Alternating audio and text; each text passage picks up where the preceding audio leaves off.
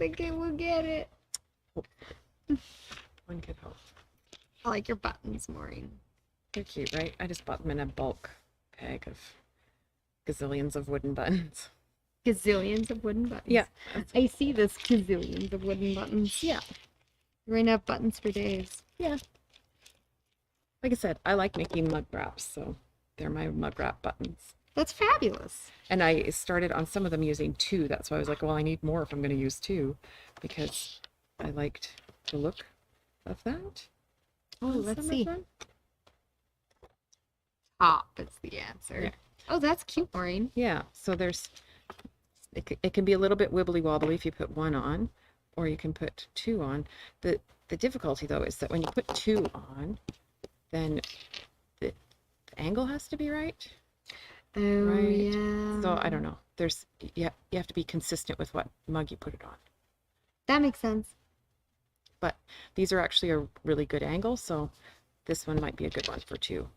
But we've got a button one, It's so cute. a 1 button mark, so that's what we're gonna do. I love it. Well, hello and welcome to my sewing room. Hello. Hi. We're back. It is no longer Tuesday, it is now Thursday. And Maureen brought back our project that we almost finished on Tuesday. We trimmed it out, and here it is. So we've got the front. Oh, and you're the on back. front camera. Oh, there we go. See, camera. we took it up. Over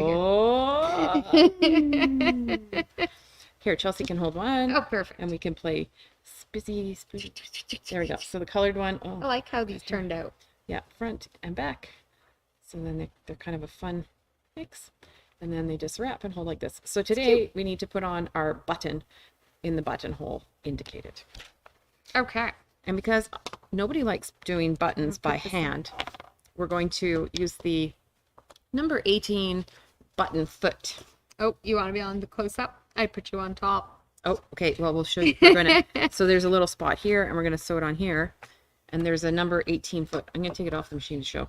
So this is the number 18 foot, and it's got this here. And so you can adjust the height. So the point of adjusting the height would be if you had, like you wanted to have more distance between, like you wanted to have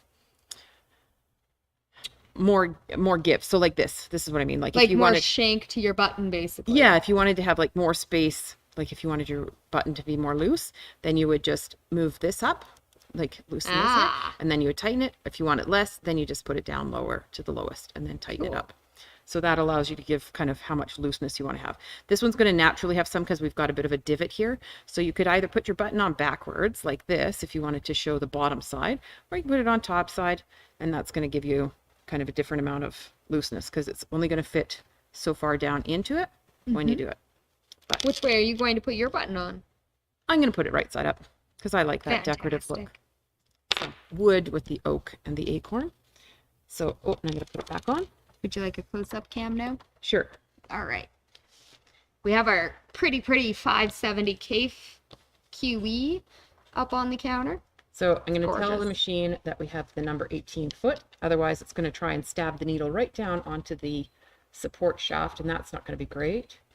So you can scroll through. You have 2 options. You can either scroll through to select it, or you can hit the search button and key in number 18, and then it'll show it. Either way, same thing. So now it says you have a straight line. Why is it doing that? Oh, because it's trying to sew right down the center, and it doesn't want to do that. So we're going to take the button tack down stitch, which on this machine is number 25. And so now it's no longer angry because it says, oh yeah, I can do that. I'm going to jump over the bar in the middle. So we put the button on the hole where we want it to be. I'm going to just line it up kind of into the crux of this here. So I'm going to put it back just a little bit further than it shows on the mark. And then you line this up like this. And you just put, so you want the center line to be kind of in the center of the button, and then you just put down push down the foot, the button that says put your foot down, and it'll just hold it in place. And that gives you a chance to just kind of wiggle it around and make sure that you've got it centered. And do you have to drop your feed dogs, Maureen? No, you want your feed dogs in place just to hold it all in. Oh, okay. Yeah, cool. Just to give it an extra secure. And then when you've got that all in place, it's as simple as pushing the button. Oh, holding it longer. And then the machine will do its thing. And button holes are in a standard distance between each other. Oh, and it didn't catch the bobbin thread, it looks like. So we're going to do that again.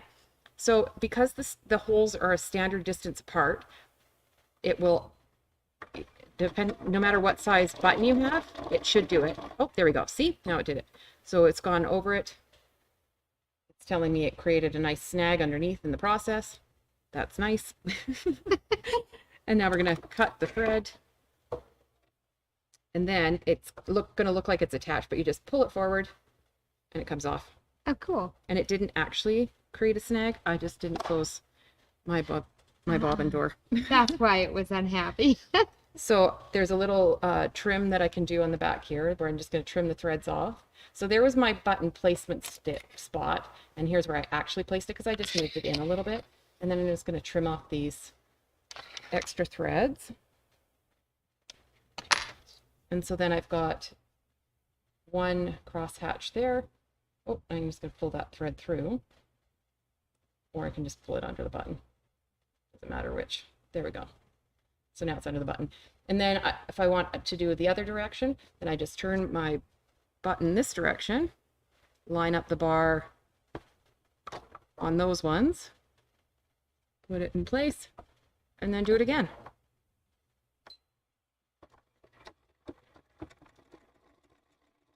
Well, that's fancy. Right? Pretty simple.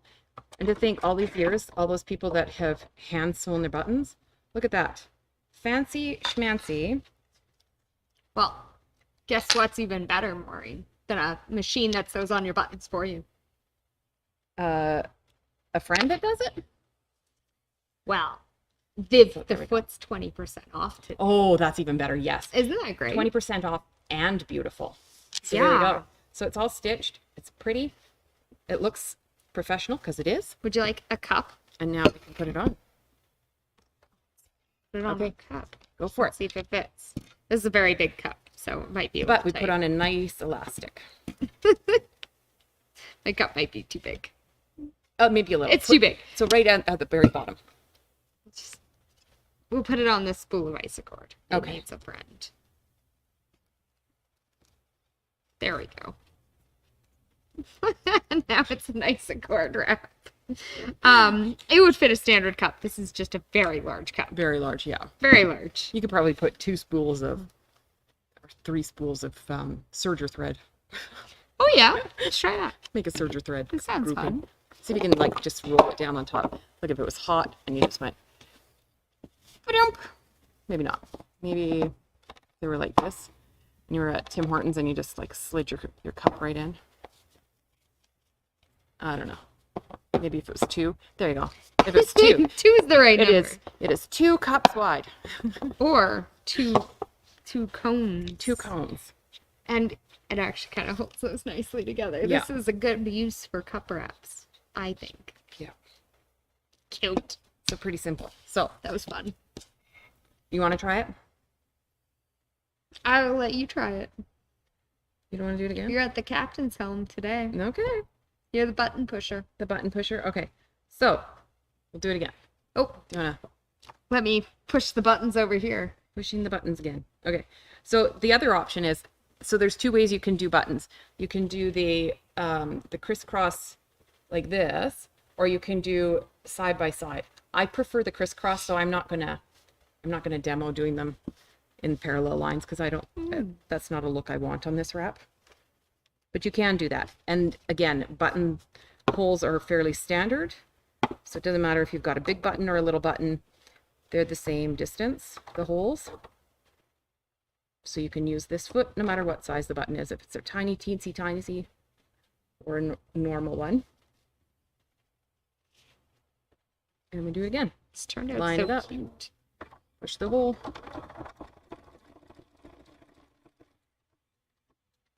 Say thank you very much. Pull it off. Oh, you might have a little bit of serger thread chasing you there. Yeah. Just adds to the excitement. And then turn it down.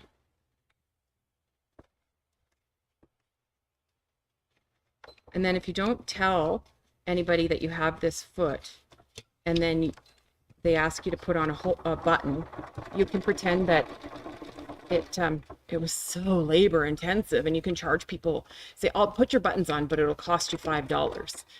Or it'll cost you cookies. Cookies, yeah, exactly. It'll cost you supper. You go make supper while I put the buttons on. Yeah, it'll take me a minute. Yeah. 1 hour later. Right? And you can have a I little, did it. have a little coffee break while you're doing it. Okay, Maureen. I got this one on. It's pretty cute. So there we go. There's another one. All done. Now, oh, look at that at the bottom. I was going to say we could wrap 2 of them together and put them up high. It's very cute. I like that. Yeah. My cup's very large. That is super adorable. Could we put 2 together? I think we could. I love this. I love it The way too. the green and the button looks. Okay, let's do this. So we'll put this one on. This is kind of fun. So if you have one of those giant cups. Then you can... Oh, now it's too big, Maureen. Now it's a bowl cozy. Too big. Oh my goodness.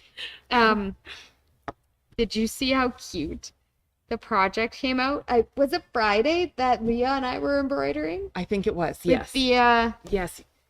The jean jacket. Oh my goodness. Oh my gosh, this turned out so cute. We finished it off camera, magic of television.